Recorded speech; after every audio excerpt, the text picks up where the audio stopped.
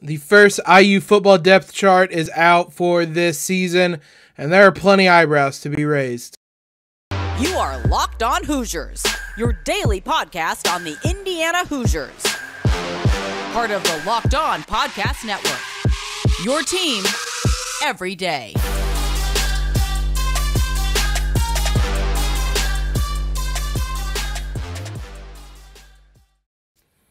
What is up, guys? It is Thursday, August 4th. This is Locked On Hoosiers, your one and only daily one-stop shop for everything IU athletics. I'm your host, as always, Jacob Rude. I want to thank you guys for making Locked On Hoosiers your first listen every single day.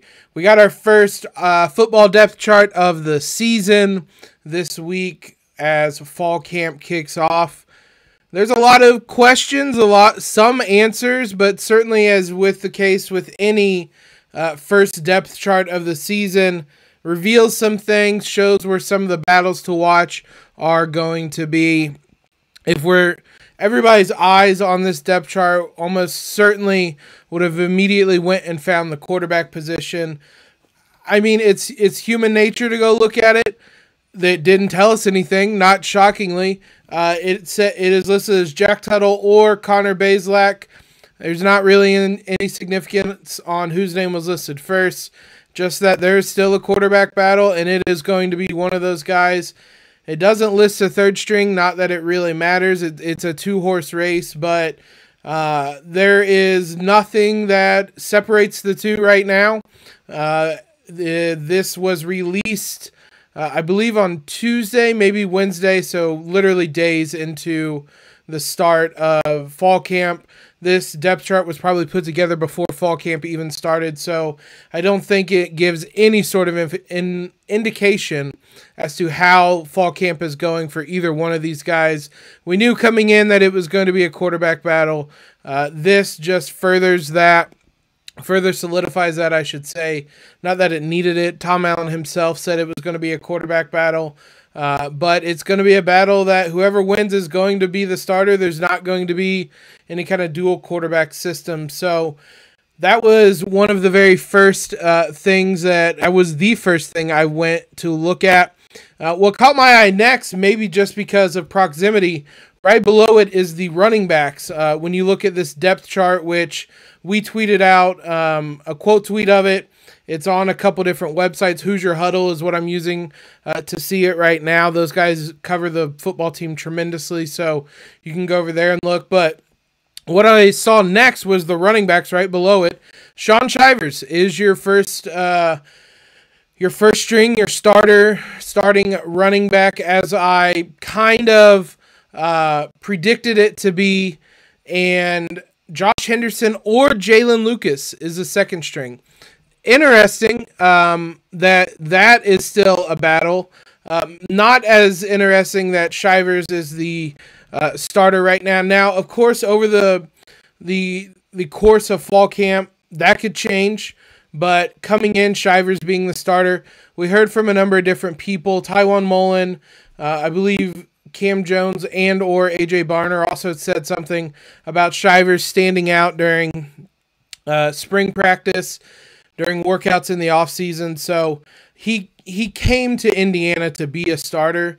I think he wouldn't have transferred here if he didn't feel like he had a really, really strong chance at starting. So him being the starting running back, expected, but the battle behind him is going to be interesting because Jalen Lucas is a true freshman.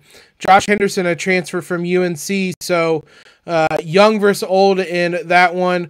We saw Dasan McCullough's name on this depth chart. He popped up at the bull position. We'll talk a little bit more about that later on in the episode, but he is on this depth chart. Offensive line, no surprises really.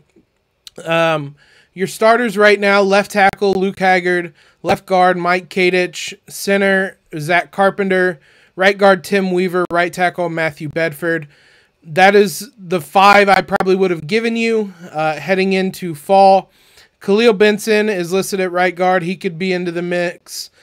Cameron Knight at center could potentially be in the mix.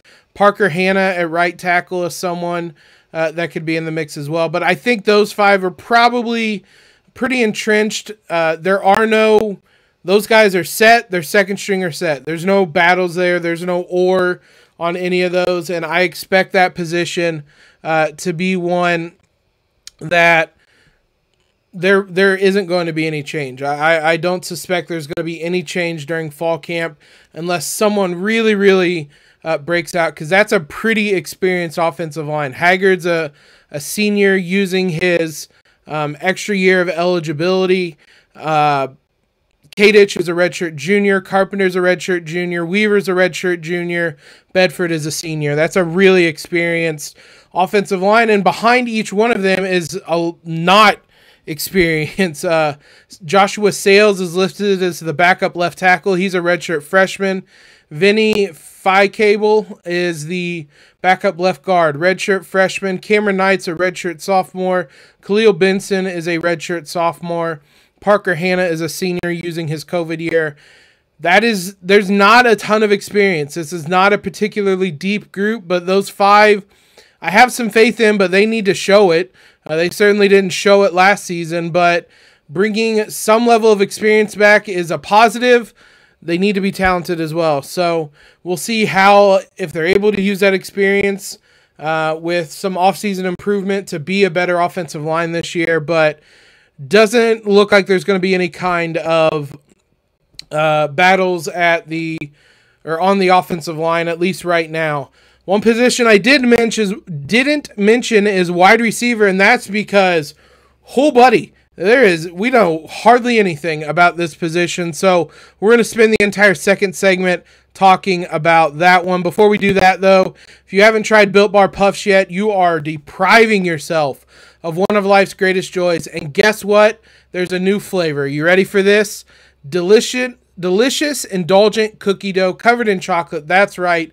Built has done it again with the cookie dough chunk puffs. I just finished my last one yesterday. They're the best ones yet. I was a big cookies and cream fan until we got sent some of these. Absolutely the best ones they've had yet. The s'mores ones we also got. Those are right up there. But these cookie dough chunk puffs are amazing. You have your chunks of cookie dough on top of the bar. Everything's covered in chocolate. Still tastes amazing. And you get cookie dough bites in with cookie dough chunks, in with each bite. The best part, they are 160 calories, they are 15 grams of protein, and it's made with that collagen protein, which your body absorbs more efficiently, provides a ton of health benefits, eats something that tastes good, but is also good for you. So head on over to Built.com today, use the promo code LOCKED15, and get 15% off your order. That's promo code LOCKED15 for 15% off at Built.com. I want to thank you guys again for making Locked On Hoosiers your first listen every single day. Reminder, subscribe to us over at YouTube. Audience is continuing to grow there. I know I keep saying it, but it is rapidly growing over there. So be sure to go subscribe over on YouTube. You can watch the episodes daily. They go up at 7 a.m. You can join the conversation over there. Let's dive into these wide receivers because, buddy, there is nothing we know really about this group. There are 3 wide receiver positions listed. There's technically 4, but it's a typo on the depth chart. One of them is tight end. A.J. Barner is your starting tight end. Everybody knew that. So, your first wide receiver position, we'll start at the top. Javon Swinton or Donovan McCauley or Anderson Kobe. Zero clarity there, and that is immediately going to be the first battle to watch. Is that wide receiver position. Look, when Donovan Mccauley made the move to wide receiver, I thought he could see some time on the field. I didn't necessarily expect him to compete for a starting position. If he's able to take that new position and run with it from the get-go, having a 6'5", 210-pound wide receiver out there is absolutely enormous, both literally and figuratively. He knows the offense. Now, the offense has changed a little bit, but he's familiar enough. He's had experience in the Big Ten. There's some familiarity of just being on the field. Obviously, a new position, but if he's able to take to this and win out a starting job, both a huge surprise, but a huge win for the Hoosiers, because having someone like him that is able to be a big play guy would be enormous. And he's someone, Adam Henry, the new wide receivers coach, has kind of taken him in. Tom Allen talked about it during media day, has taken him in, helped him.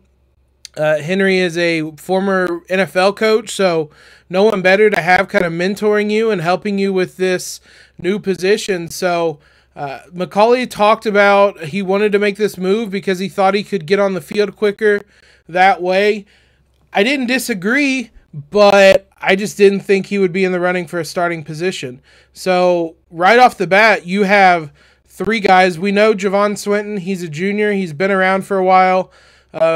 He's a name that I think a lot of IU football fans are probably familiar with.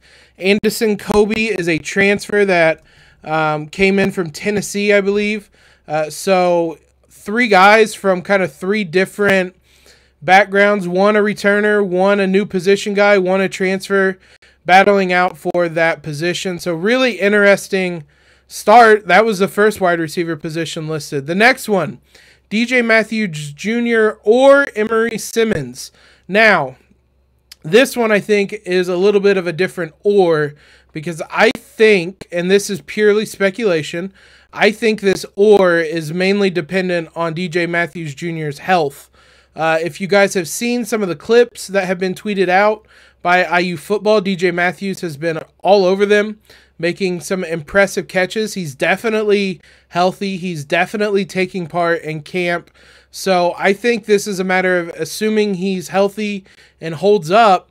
This is a position battle for and kind of name only. I think if Matthews is healthy, he's going to be the starter and he's going to be the number one receiver. It was interesting looking at the videos. Matthews was moved back to the outside. That was kind of the position he had in Florida State, I believe is where he came from before he transferred to IU. And he was moved inside to the slot because Indiana had some guys established outside already last season. So he moved inside. It looks like, at least on kind of one or two plays we've seen on the video, that he's moved back outside. He's speedy. He's a great route runner. I think no matter where you put him, he's going to be an effective wide receiver. So that one I think is maybe a little bit less of a battle. Emery Simmons is a transfer coming in to, I believe he's the one, he is from UNC as well. I think he'll see some playing time. I think pretty much all these guys are going to see playing time that I've listed just because there's so much uncertainty. Everybody's going to get a shot, but I do think DJ Matthews is going to be the starter, assuming he can hold up physically. The last one is the only one that we know there's going to be a starter, and it is Cam Camper. He is the listed starter at the third wide receiver position. I don't know. If I had to guess, this might be the slot receiver position. I'm not entirely certain. There isn't really any distinguishable notes or anything left here. It's just three different wide receiver positions. But Cam Camper is the only guy that is listed as a starter in the first depth chart we have. Behind him, you have Malachi Holt-Bennett, a true sophomore, who I think he may have gotten a little bit of playing time last season. David Baker, a redshirt sophomore, is also listed as battling for that second string position. Cam Camper, I'm not surprised, is going to be starting. He came in as a transfer from community college. I believe it was Trinity Valley Community College he came from. And he was successful there and someone that multiple schools were after. So I'm not surprised he came in and won out a starting position. Right now, if I had to guess, day one, well, not day one, I guess we're at day 3 of fall camp, but with the first depth chart we have, I would say your three wide receivers are going to be Cam Camper, DJ Matthews Jr., probably Javon Swinton just because of the experience, but that last one that I listed I think is entirely up in the air between Swinton, McCulley, and Kobe. Super interesting to see, though, because there was zero clarity given, largely speaking, to this wide receiver position that we know very little about. When we did our position preview, we said this was the position that had the least amount of known talent and returning talent on it, so it was going to be completely up in the air. Got a little bit of insight into it, but it's going to be interesting to see how those position battles play out here in the coming weeks, or the coming month, I guess, as a whole. I want to talk about the defense because there were a couple noteworthy things there as we look at some of the starters, especially on that defensive front. We'll get a sense of who's competing for what position. So we'll dive into that here in just a moment. So the further back you get in the defense, the more clarity you get. But when you start all the way at the front, there's a couple positions that are completely unknown. James Head Jr. is listed as a starting defensive end. Bo Robbins is behind him. James Head Jr. is a senior using his COVID year. I'm sure fans are familiar with that name. There is no starting defensive tackle listed. It is two different positions that have two different oars beside them. J.H. Tevis or Ladarius Cox. DeMarcus Elliott or C.O. I'm not going to try to pronounce his last name. I did it once when we did the defensive line prediction. I don't want to butcher it and honestly offend him again or anything like that. But there are four guys listed for the defensive tackle position. Very little known. It seems entirely up in the air. Tevis and Cox are redshirt seniors and juniors respectively. Elliott and CO are a senior. Elliott using his COVID year. CO a true senior. So there's experience, but it's a total battle right now. The nature of playing the defensive line, all those guys are going to see a healthy amount of time, but we don't know who the starter is right now. The bull position, which unique to Tom Allen's Tom Allen's defense. Alfred Bryant is the guy right now, a redshirt senior using his COVID year. So someone with a ton of college experience. He is listed as the starter. I mentioned at the open, we saw Dasan McCullough's name. This is where it popped up because Miles Jackson and Dasan McCullough are listed as the second string with an oar between them. They are fighting for that position. Jackson, the redshirt sophomore transfer from UCLA. McCullough, the true freshman top recruit. We talked to John Garcia about him earlier in the summer. He's the type of guy that's going to step in and make an impact right away in Bloomington. So no worries about whether he's going to be able to adapt and play Big Ten ball. How much is going to remain to be seen, but this is someone that is going to see the field potentially in a number of places, but that bull position is interesting. One I think he could have a lot of success in. I think there's, like I said, a lot of positions he could play. Honestly, think Miles Jackson could be someone that has a lot of success. I think all three guys are going to play in that position at various times this season. We heard a lot of people talk about Miles Jackson and how impressive he has looked during spring camp, during workouts, explosive, and really someone that can be a difference maker. The linebacker position that Micah McFadden vacated is open. Aaron Casey or Bradley Jennings Jr. Jennings is the transfer from Miami, a redshirt senior using his COVID year. Casey, a redshirt senior who what we talked about last week, getting the Taliaferro jersey, the 44 jersey that Indiana is going to use to kind of honor his legacy moving forward. Two guys that have a lot of football experience, maybe not a lot of experience starting, at least in the Big Ten. Jennings does. I think right now Jennings is probably the leader in the clubhouse, and just because he started at Miami, even though he fell out of favor toward the end, which led to him transferring. But I would think Jennings is probably the leader in the clubhouse. After that, there is very little uncertainty in the rest of this defense.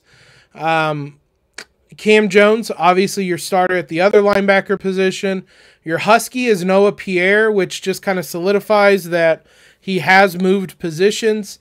It's something that a couple people talked about. There were a couple names that were thrown around. This list is old enough. I guess it was made last week because Dylan McCullough II is listed on it as the potential second string for the Husky position. He medically retired. That was announced last week before media day. So that probably gives you a sense of when this was put together. It was certainly before fall camp. Your secondary looks honestly really, really, really good. I mentioned Pierre is your Husky. Jalen Williams is one cornerback. Tywan Mullen, the other one. Your safety is Devon Matthews. Bryant Fitzgerald is the other safety. This is just a ton of experience. Redshirt senior Noah Pierre. COVID year senior Jalen Williams. COVID year senior Devon Matthews. Redshirt senior using his COVID year Bryant Fitzgerald. Senior Tywan Mullen. As much experience as you're going to find in any secondary this season is this IU secondary. A lot of talent, a lot of potential to be really, really good. Really excited to see that. When it comes to special teams, nothing too out of the ordinary. Charles Campbell is going to be your kicker. James Evans, your punter. Your returners, David Holloman, redshirt freshman, is listed as one of the kick returners with Sean Shivers. Interesting, both of those. Those were names that Tom Allen mentioned at Media Day last week that could potentially see some time returning kicks. Punt returner, DJ Matthews, not necessarily surprising. He was really good at it last year. Knock on wood, that was where he also got injured, but freak accident. Jalen Lucas is actually the second string punt returner, the true freshman. Again, another name Tom Allen mentioned. He talked about the difference between kick returning and punt returning, two different beasts. Putting a true freshman back there is interesting, but I would believe that means he's really talented. And if he is, get him on the field, because right now he's listed as battling for the second string running back position. And we've seen how IU has used running backs before and cycled through them a lot. And he's listed as a second string punt returner. So he seems like someone that is going to get on the field this season as a true freshman, along with Dasan McCullough. So you're seeing kind of early on how good that recruiting class was that finished. At one point, they were top 25 ranked before a couple decommitments and whatnot. But you see how good that recruiting class was and the early dividends they're going to pay. There's a couple true freshmen that are probably going to see the field this season. Super exciting. It makes football seem that much closer now that we have a depth chart in front of us to look at. Still going to be plenty to talk about. Still going to be plenty to cover. We'll do some reactions to the first week of training camp, or fall camp, I should say, tomorrow. So thanks again, guys, for making Locked On Hoosiers your first listen every day. Know what your team is up against across the Big Ten with Locked On Big Ten. Everyday host Nate Dickinson and the local experts of Locked On take you across the Big Ten in 30 minutes. Make Locked On Big Ten your second listen, Locked On Big Ten. I was on today's show. We talked about something we're going to talk a little bit about tomorrow as well. Some anonymous quotes from coaches around the Big Ten on each program. So we'll dive into that as well tomorrow. Make sure you guys are following us on Twitter at @LO_Hoosiers. Subscribe to the podcast while you're there. Leave a quick rating and review. Helps us out a ton. You guys have been absolutely awesome. We just crossed 1 year of doing the podcast. On Monday was our 1 year anniversary. I can't believe how big this podcast has gotten, starting from literally the ground up. And it's all thanks to you guys. So big shout out to you guys as we continue growing this. Make sure you guys have a terrific, terrific Thursday. And most importantly, LEO.